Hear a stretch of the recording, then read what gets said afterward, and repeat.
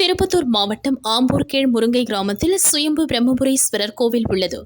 இந்த கோவிலில் லிங்கத்தின் மீது நல்ல பாம்பு படமெடுத்து ஆடியது. தொடர்ந்து பக்தர்கள் மற்றும் பொதுமக்கள் சிறப்பு பூஜைகள் செய்து வழிபட்டனர்.